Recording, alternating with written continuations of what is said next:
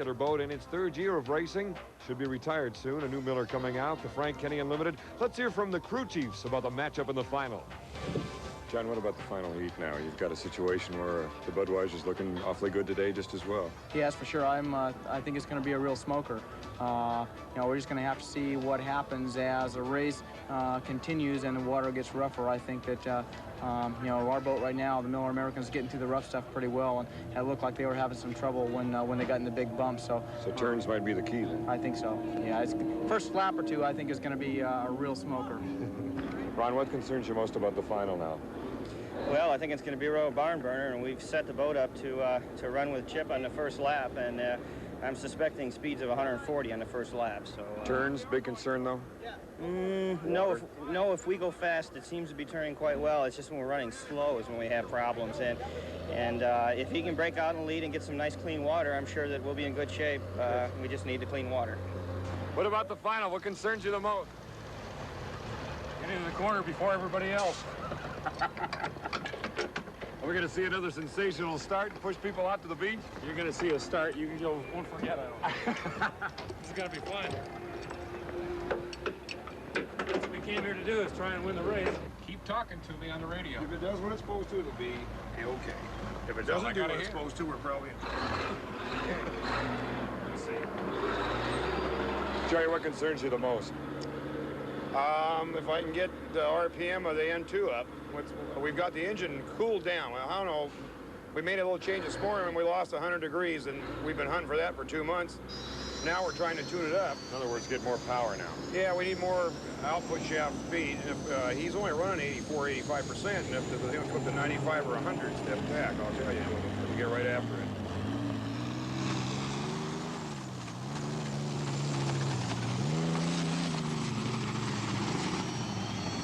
And as the boats head out for the final, there's the Miller American awaiting the Budweiser. And wait a minute, they're having troubles getting it started. The crew has gone out in a chase boat trying to find out what the problem is. Bernie Little can't believe it. He's got a date with the Miller out there in the final, and it may not happen. Here are the drivers in the final. Milner Irvin in the Frank Kenny Unlimited. Steve Reynolds in the Miss 711. Andy Coker will be substituting for Ron Snyder in the Holson Miss Madison. Ron not up to it. Still the injuries causing problems. Tom DeEath and the Squires shop. He's had a couple of great starts today. Chip Hanauer and the Miller American, the defending national champion, and of course the national point leader now, the Budweiser's Jim Kropfeld. Here's Andy Coker heading out in the Holson Miss Madison right now. Let's see if we can talk with Ron Snyder, see what condition he's in. Gonna call it a day, huh, Buzz? Yeah, there's some areas that's hurting that I don't want to mess up anymore than what's already messed up, so. Is your shoulder okay? Yeah, it is in the shoulder. It's more down in the kidney area, and, we can't do without the kidney, and I don't want to take a chance with it. Well, you gave it a heck of a shot. Well, a couple bad bounces that last time showed me, hey, Snyder, you're not as healed as much as you think you are, so. Seattle, it's a week away. Is that too far to think about right now, or do you think you can make it by then? No, I've been thinking about it. That's why I'm going to set out this final heat and stay over tomorrow and get in the whirlpool and heal up for the Seattle race. On to the matter at hand. The final is here, but the Budweiser is not. This is the Squire Shop. A legal start by all boats in the final. On the left is the Squire Shop coming down. Oh, my, look how tight Tom DeEath took that turn. I don't know if he'll be called by the referees on that or not, but around the turn he goes in first place. Setting it up as they come around the turn in lane number 1, and going way up into the air is the Miller American in second place, but in lane number 1, and that is where Chip Hanauer has been all afternoon. He will have the Squire Shop in the right place at the right time, that being on his outside hip, if indeed he can catch Tom DeEath going down the back chute. The Squire Shop, first place, second place, Miller American going into the second turn. Here comes the Miller. Tom DeEath with another great start. I don't know if he took the first turn too tight or not, but in the meantime, he now has Chip Hanauer on the inside. Here come the two boats now down the main straightaway. Look how close they get. The Miller and the Squire. The Miller with a slight lead now, it appears, as they come down, completing lap number 1. Speed for the Miller American, 133.7. For the Squire, 131.5. There's the 711 in third place. The Miller American taking over first place. Chip Hanauer trying to get victory number 21. Around the turn, swinging wider, forcing the Squire Shop to go out wide. Now moving into lane number 1 is the 7-Eleven and Steve Reynolds. Let's see if he has the horsepower to bring it up now alongside the other two boats. You see Jack Schaefer in the Tempest. That is the first alternate boat replacing the Budweiser, which could not get started. We have gotten word from the Budweiser camp. A solenoid went dead on them and they were unable to start the turbine engine. Coming down now, completing lap number 2 is the Miller American. Speed, again, 133.4 miles per hour. Second place, the Squire Shop. There is the perspective shot and the lead for the Miller American as they race away from the sunshine, heading for the Tower Bridge here on the Columbia River. A 2.5-mile course, and Hanauer in first place ahead of Tom DeHeath in the Squire Shop, and Steve Reynolds in the 7-Eleven. Look how high the right sponson got up into the air, much like the Budweiser did in Heat 2B.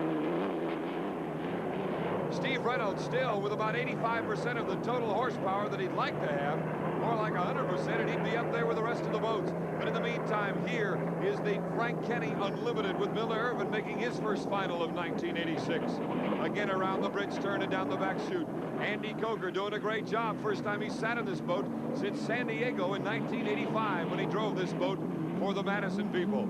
The Miller American in first place. Again, the choppy water of the west turn, racing into the sunshine and now away, and the checkered flag awaiting.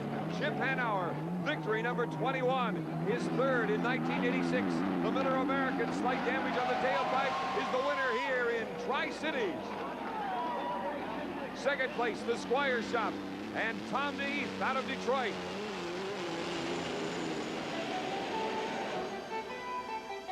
So the key here for the Miller American is the fact that they have cut away at that big lead for the Budweiser in national points. Now it is just over 500 points, so they're nipping at the Budweiser tails. Let's go down to the winner's circle. Well, the Miller crew poking a little fun at their driver after Hanauer rammed the dock in Detroit after winning the Gold Cup. All right, Chip, way to go. Congratulations. It was a tough one, too. You got some damage there. Yeah, we had a problem in the first corner, and I had a problem, and then I had to make a problem for Steve, so I hope Steve's okay.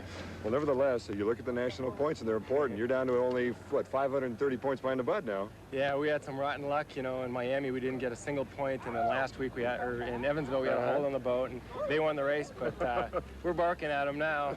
What were you thinking when you were out there and all of a sudden no Budweiser? Well, I kept watching for him, you know, and I think I saw the cowling go up on it, and I thought maybe that might be it. So we needed a break to make the points race interesting, and they gave it to us. On the other hand, you know, that's not how you like to beat Jim Cropfield, but he got to win a few without us, right. So I'll take one without him. Third win of the year for you. Congrats, Chip. Oh, thanks. We're real happy. It's just been a real difficult year, a real trying year on everybody individually, personally. We've all learned a lot about ourselves, and I think this team's going to be good. For the Budweiser camp, there is always next week, and they will be ready for their date with the Miller and the rest of the fleet in Seattle.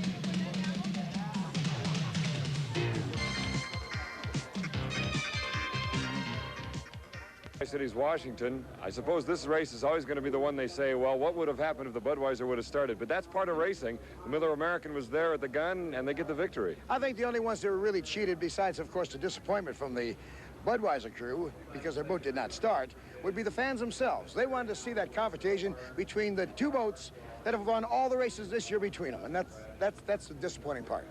Well, we'll see them again in about a week down in Seattle, and I hope you'll join us for that race as well. For Jim Henrik, I'm Don Poyer. Thanks for joining us. See you in another week. Air travel was provided by Continental Airlines, the official carriers of the Unlimited Racing Commission.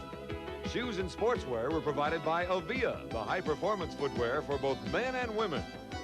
This has been the Budweiser Columbia Cup. Brought to you by ANCO, the best wiper blade you can buy. Tests prove it.